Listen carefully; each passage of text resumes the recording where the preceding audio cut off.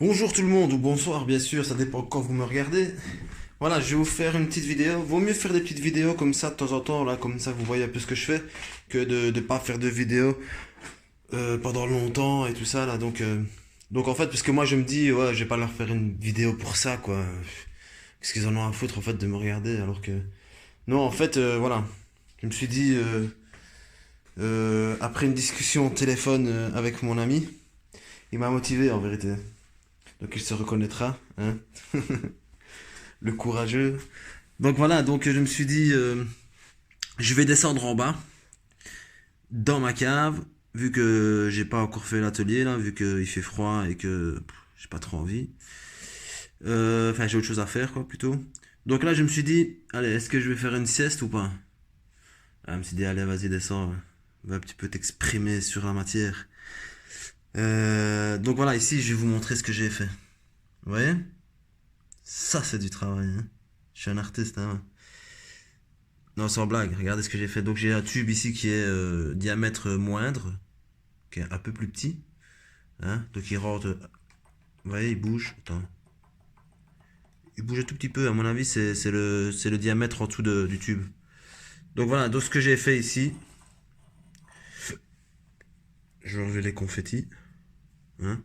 Donc en fait, ce que j'ai fait, c'est que j'ai coupé le tube en mettant de la bande cache, en mesurant convenablement pour avoir une surface plate. Donc vous voyez ici que c'est extrêmement plat, extrêmement précis.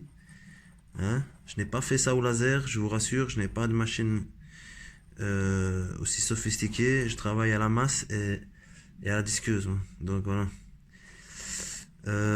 Donc là, ce que j'ai fait, vous voyez, je lui ai fait une gorge, s'il veut bien zoomer. Voilà, merci. Donc je lui ai fait une petite gorge, sans casser le plat qu'il y a ici. Vous voyez, pour qu'il soit toujours à plat dessus. Euh, pour que quand on va souder, la soudure tienne mieux. Ça s'appelle la préparation de la surface. Donc comme vous voyez là, ben, j'ai bougé la peinture aussi hein, pour que la soudure tienne. Donc moi ce que j'ai fait, j'ai diminué de 2 cm et demi. Un tout petit peu moins que 2 cm et demi. Hein. Comme ça là je suis bien. Donc je vais vous montrer ici, regardez ce que j'ai dû usiner comme un pro. Vous avez vu ça? Donc j'ai dû usiner ça en fait pour faire rentrer ça dans le thé de fourche. Je vais aller vous le chercher en même temps qu'on y est. Hein. Il fait 10 degrés. Donc voilà. Ici j'avais fait l'erreur en fait pour pouvoir rabaisser tout ça en fait j'ai enlevé il y avait un genre de petite marche ici qui était usinée sur le thé de 5 mm. Moi je l'ai enlevé. Donc voilà, vous voyez ici, il y a une forme qui sert à goupiller, à rifter, je sais pas comment est-ce qu'on peut dire ça, en tout cas à caler le tube. Vous voyez? Donc moi j'ai dû reproduire sur base du tube du 103 la même chose. J'avoue qu'il y avait déjà une certaine forme que j'ai dû adapter en fait. Mais ici il y avait double gorge. Si vous voulez démonter votre fourche de 103 SP et vous verrez comment c'est. Bon je vous le conseille pas parce que vous voyez, donc j'ai dû tourner, enfin vraiment être précis pour que ça rentre dedans et que ça chasse dedans. Donc là, pour l'enlever, j'ai dû taper au maillet en caoutchouc, que voici, sur un truc. Voilà, d'ailleurs, on voit la trace, pour pas péter tout, hein, pour pas abîmer. Et voilà. Donc maintenant, ce que je vais faire, c'est que je vais le laisser sur le tube. Je sais pas si je vais téléphoner à mon oncle parce que le pauvre il est malade, donc je ne sais pas s'il va être content. Il va me dire toujours. En plus, il a du caractère, lui. D'ailleurs, quand il était petit, tout le monde avait peur de lui. Mais il est très gentil pour toi. Hein. J'espère il va pas m'envoyer chier. Mais voilà. En fait, ici, à l'arc, comme j'ai fait là, les soudures, ça, moi-même, je peux le faire. Mais j'ai pas envie de lui demander de me prêter son poste. Franchement, juste pour ça, ça me saoule. Donc, vous voyez, donc, ce qu'il faut faire ici, c'est le déposer dans le tube, comme il est là. Le pointer, tourner, le pointer, faire au moins 3 pointages. Puis après, une fois qu'il est enlevé, ben, on peut l'avancer ici. Parce qu'en fait, en soudant, on risque de souder la barre avec. Ouais, parce que c'est vraiment proche. Hein. Et la soudure, elle passe, hein, parce qu'il y a des. J'ai pas travaillé réellement au laser, hein, même si c'est bien fait, il y a quand même des fois un jour, ouais. Donc c'est à la disqueuse que j'ai fait ça, c'est pas, je vous dis, au laser ou... C'est pas avec une machine numérique. Aussi, ce que j'ai fait, j'ai refait le filet du dessus parce qu'il est abîmé. Donc comment est-ce que j'ai fait? J'ai mis l'écrou ici à ras. Donc je l'ai mis à ras. J'ai passé la disqueuse dessus avec donc avec ce truc là. Ouais. Donc je l'ai aplati pour qu'il soit vraiment plat. Une fois qu'il était plat, j'ai mis du W40. Non, WD40. J'inverse. Donc je l'ai remis jusqu'à la fin. J'espère que vous n'allez pas avoir besoin de vomir. Parce que c'est des gestes répétés comme ça. Voilà. Après ce que j'ai fait, ben, je l'ai mis dans la barre. Et en fait, j'ai biseauté en fait le truc. Voilà, vous voyez? Et franchement, on dirait un vrai filet. On dirait que ça a été fait par une machine. Vous voyez? Je l'ai biseauté en fait pour pas abîmer le filet. Et maintenant, ben, il se visse. Si vous avez la patience que je le fasse, ça ira plus vite. Je sais pas pourquoi en fait, il a un souci de zoom. Et ça m'arrive que quand je fais des vidéos sur ça en fait, sur ce sujet. À mon avis, il aime pas la mob, mon GSM. À mon avis, c'est peut-être à cause de la lumière. Ouais, donc ici, voilà. Donc, il sort. Donc, quand j'ai fait ça, après j'ai fait plusieurs fois rentrer, sortir, pour être sûr que il s'enlève et qu'il se... On va voir. À une main, je vais essayer à une main. S'il veut bien zoomer. Je fais trop le malin là. Non, à mon avis, j'arriverai pas. Attendez, je vais essayer. Je vais essayer de faire comme ça. Je ne faut pas que je fasse le parce qu'il coûte cher. Et tous mes GSM, je les ai pétés à cause que je travaillais. Une fois, j'ai chargé l'écran de mon GSM. Et j'ai répondu. Donc, je l'ai sorti de ma poche. Voilà, regardez. Donc, vas-y, zoom. Merci. Vous voyez, il rentre tout seul. Voilà, vous avez vu? C'est joli, hein? C'est trop mignon, hein? Voilà, hop. Hop, et voilà. Donc je vais le laisser sur la barre. 3 pointages, vous avez compris, je vais pas m'éterniser. Hop, hop, hop. Une fois, ben, j'étais comme ça en train de travailler sur un 103. Et je venais de réparer. Je venais d'acheter un GSM, c'était le Sony Xperia Z2. Il coûtait assez cher quand même à ce moment-là. C'était un très bon GSM. Franchement, j'ai vraiment bien aimé ce GSM. Et alors, ce qui s'est passé, c'est que j'ai pété l'écran. Je ne sais plus comment. Et alors, ce que j'ai fait, ben, il était dans ma poche. Homson, je t'arrête de démonter les amortisseurs avec une grosse clé là de 21 ou 19. Je réponds, je le dépose par terre ici, comme ça. Et à un moment donné, je sais pas ce que je fais. Il y a la clé qui tombe et j'ai recassé l'écran. Et crois-moi et moi bien que c'était les nouveaux styles d'écran, c'était écran et tactile, donc c'était 100 balles, 100 balles pour le réparer. Et je dis non, non, c'est bon, petite. Franchement, je l'ai vendu comme ça, je sais plus combien, une centaine d'euros, je l'ai vendu comme ça à un petit gamin, je lui ai dit écoute voilà je vais le réparer, j'avais la facture. En plus, ah non, en fait ce qu'il y a c'est que je l'ai pété une fois, en fait c'était pas de ma faute, c'était la batterie qui avait gonflé et qui a pété l'écran.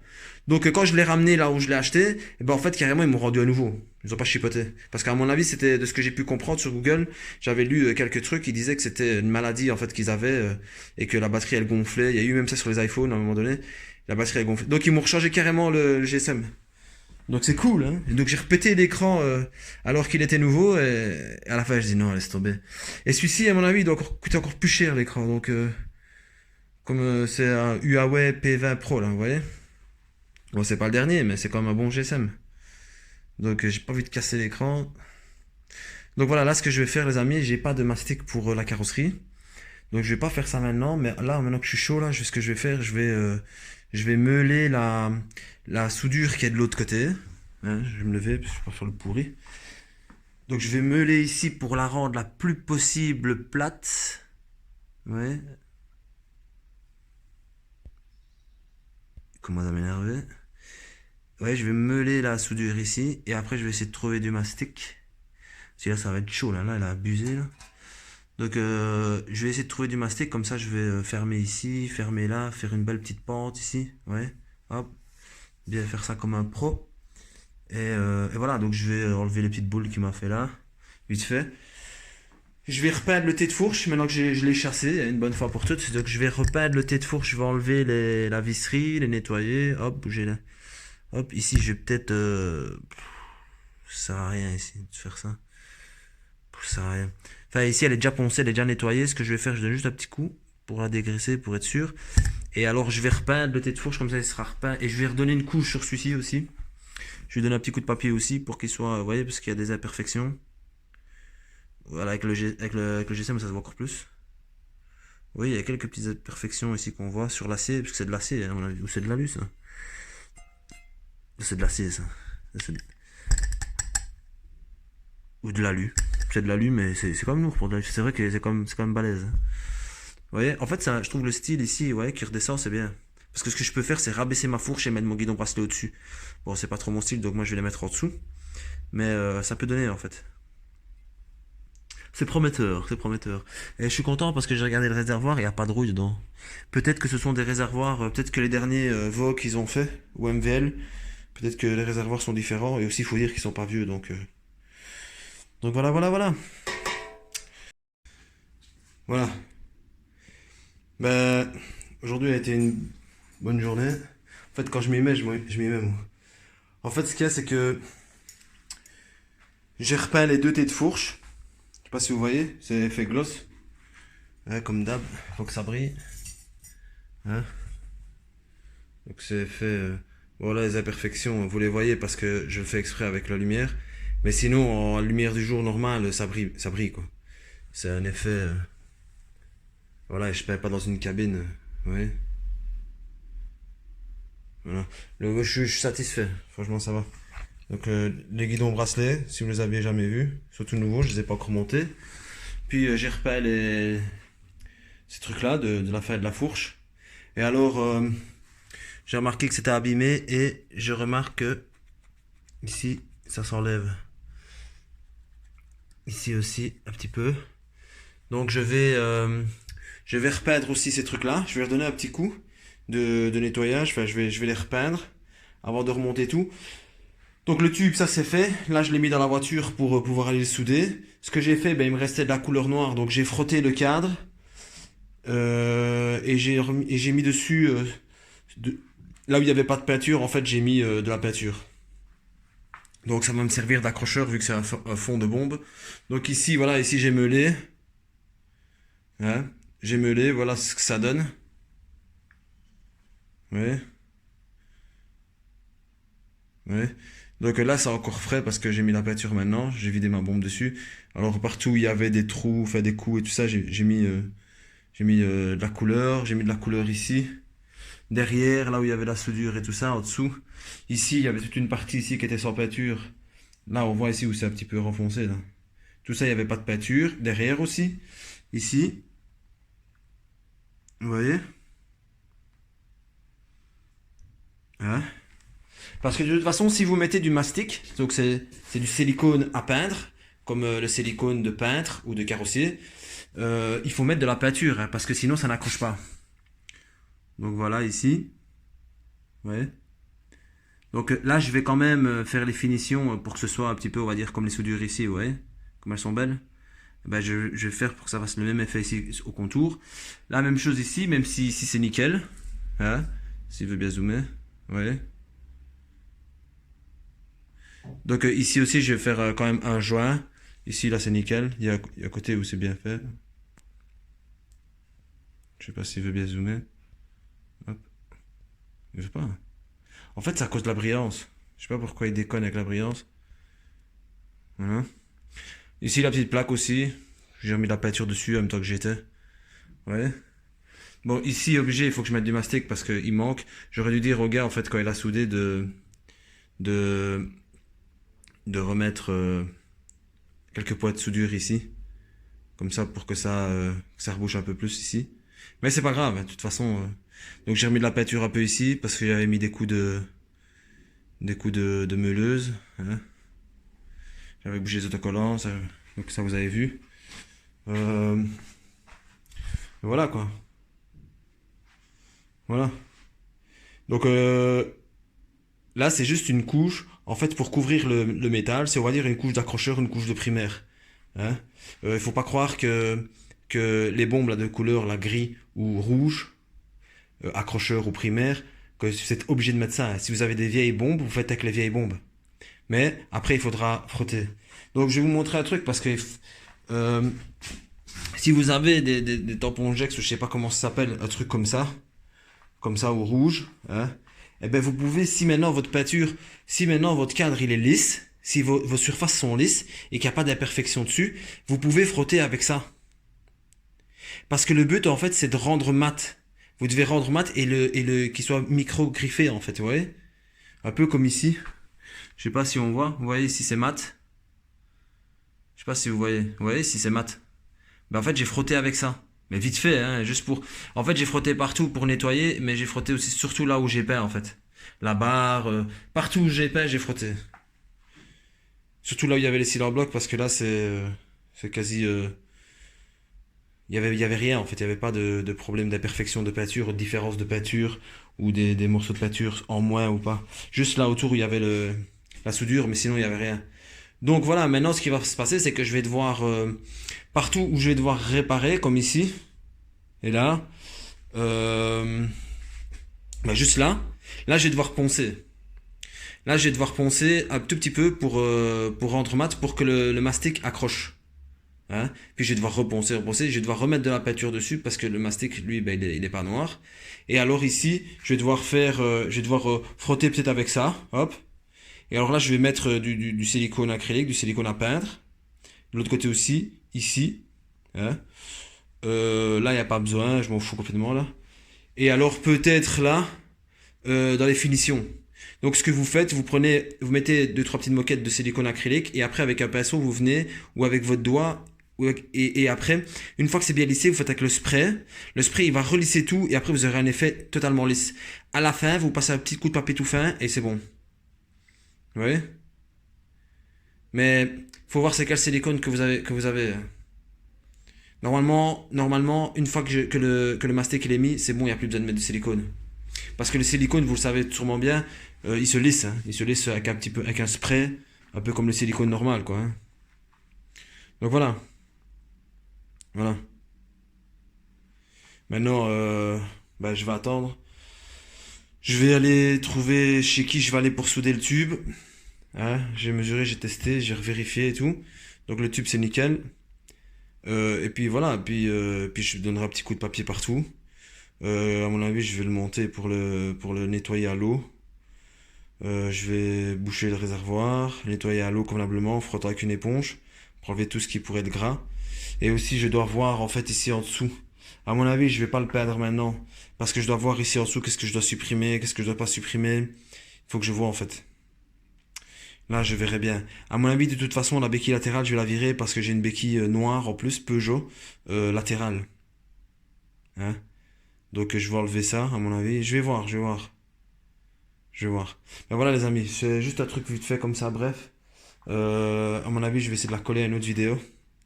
Si j'arrive à faire un montage pour faire une vidéo en fait de ma journée. Voilà, j'ai mis un peu de peinture aussi là, où il y a les cils en bloc à l'intérieur pour que ça colle, vous voyez, quand je vais enfiler les cils en bloc dedans, que ce soit bien dur pour le rentrer. J'ai mis un petit peu aussi de peinture à l'intérieur ici, pour que quand je mette le tube, il y ait quelque chose, vous voyez, pour que ça colle un peu, genre comme un joint, vous voyez, comme c'est de la peinture, c'est un peu élastique, c'est un petit peu. Je vais essayer, on verra bien ce que ça donne. Et voilà, je vais aller parce qu'il est tard. Je vais remonter chez moi parce qu'il fait froid ici. Enfin, il fait froid, il fait 10 degrés, mais voilà, je suis plus tranquille chez moi dans mon fauteuil, tranquille. Mais voilà, en tout cas, je vous remercie encore pour vos commentaires. Franchement, ça me touche quand même parce que je m'attendais pas à ce que les gens continuent à me suivre vu que je n'arrive pas à faire grand chose en fait, vu que ma chaîne n'est pas très attractive ou très, enfin, je sais pas. D'ailleurs, des fois, j'ai même pas envie de faire des vidéos parce que je me dis, en vérité, c'est un peu bête de faire cette vidéo, ça sert à rien. Mais voilà, je le fais même, je le fais quand même parce que je me dis que vous me faites quand même pas mal de compliments et je vois que vous êtes là et ça me fait trop plaisir. Donc, merci, merci. Allez, passez une bonne journée ou bonne soirée et merci, à bientôt.